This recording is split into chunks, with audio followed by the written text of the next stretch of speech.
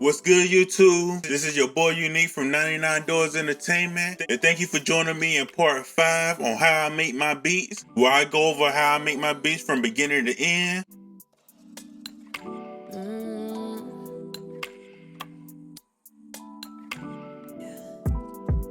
Love at first sight, I guess. We done pretty much done everything by now. This week, only thing we got to do is mix and master this track. This should be the final part, but we'll see once we get to the end. Let's go ahead and jump into Logic and listen to what we got so far. Here go the beat that we done did, and let's give it a quick listen to real quick.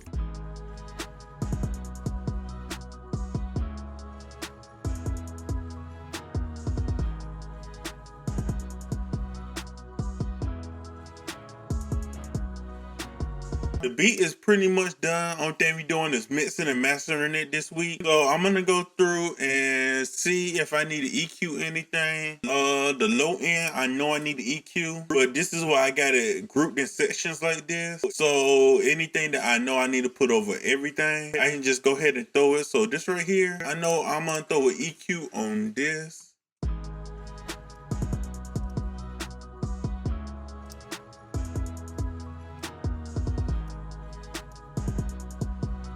We're gonna get rid of some of the low end on the kick, and we're gonna boost it around 100.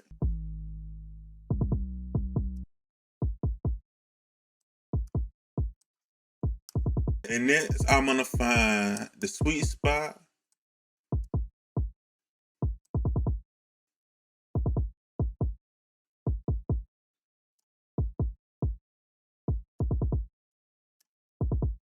So that's pretty much all I want to do with my kick EQ. And I do it like this because when I do the 808, I'm gonna throw an EQ on here, and I'm gonna do the opposite of what I did with the kick. I'm actually gonna get rid of some around 100.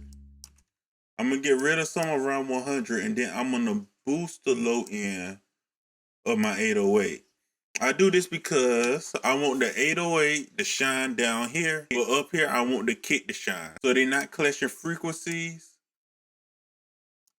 And sometimes I will even go here and boost this a little bit, so the 808 can shine right here, long as it's not clashing with the kick. Okay, and now that I got my kick and my 808 done, I'll go ahead and start working on my snare. And I want to get rid of some of my low end on my snare, but not too much of my low end on my snare.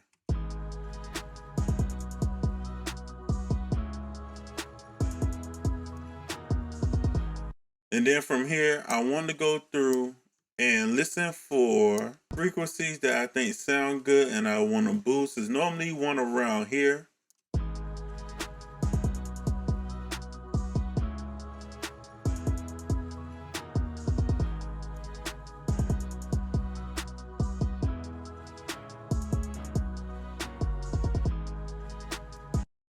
And then I want to do the same thing for my clap.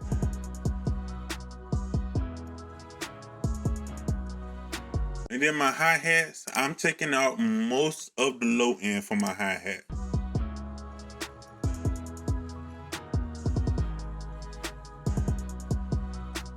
And my open hat, I'm actually not gonna do anything to it.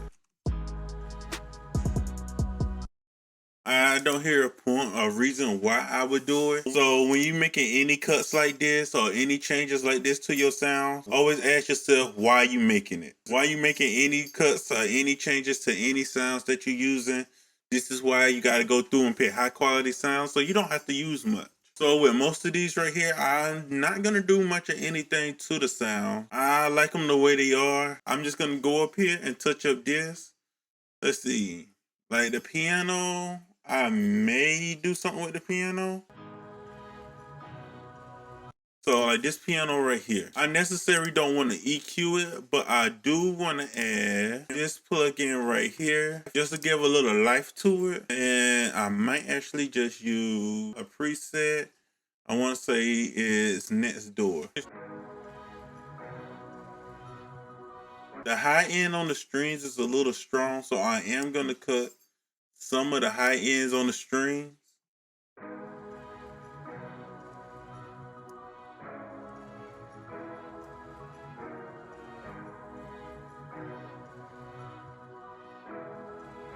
And I actually want to use a plugin by Curtis King called Mighty Duck. I just want to bring it in to shape the sound just a little bit.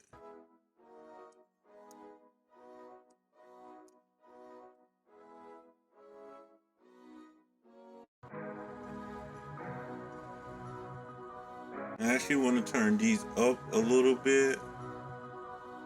So pretty much all I did was just set some of these levels. I turned some of them up. I turned some down. And right now I'm messing with this piano right here. And I'm trying to get it right because it's a little too soft and a little too quiet for me. I'm actually about to send this to a send that I created. It's called Hope. So this send right here is pretty much, it's a giant compressor that I use to squash everything. I mostly use it on vocals, but as in this case, this will help bring it up without me to keep turning up the volume. And while I'm at it, I just want to go ahead and put a little bit of reverb on it too. So this piano will stand out a little bit more.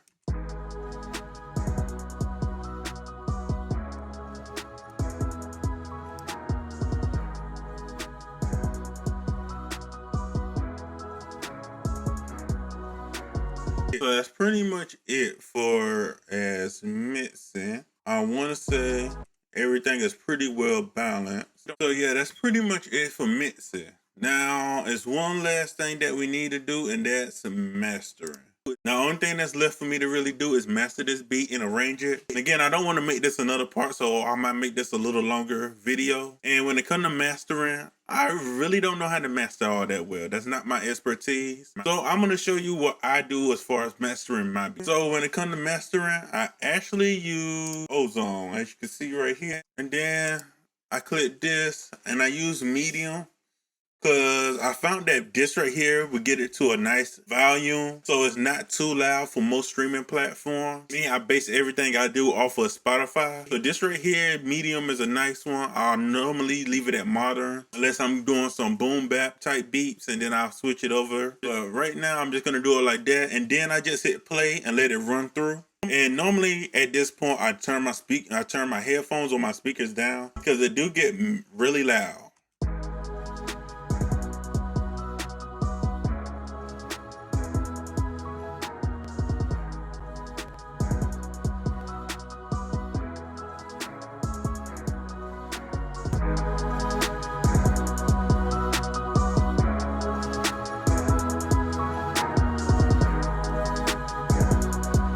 Okay, so then once it does that, I go back through and I double check everything.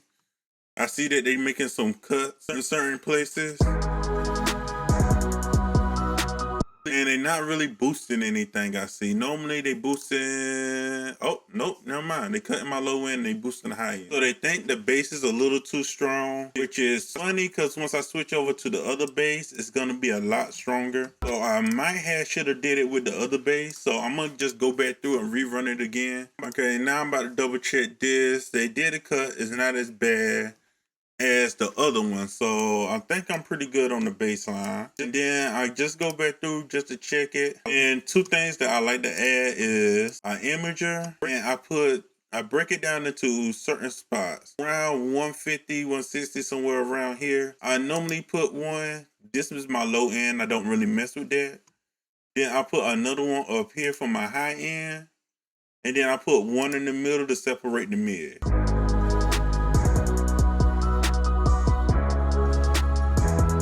Because what I'm hearing now, I need to spread out the high end a little bit and maybe the mid highs.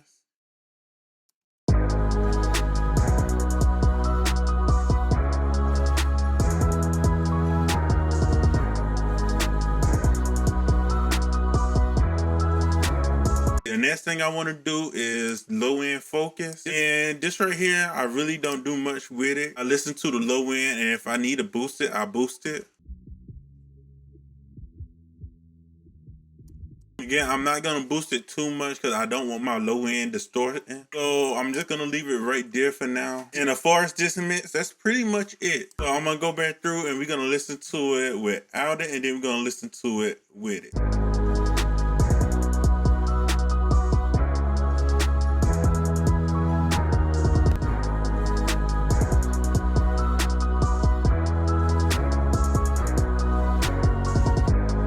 can also add cider in there, but again, I don't think it needed. So that's pretty much it for me right now. Only thing I have left is just the arrange the beat. So the way that I'm looking at it right now, again, this bass right here is for the hook, and I'll probably have that playing in the intro, and along with everything else. That's it for this video. I think it ran long enough, so I'm gonna go ahead and end it right here. So if you want to hear the full beat, I'm gonna have a link to it down in the description, so you can hear how I arranged the beat once it was done. I hope y'all enjoyed this series where I showed you how to make my beats from beginning to end.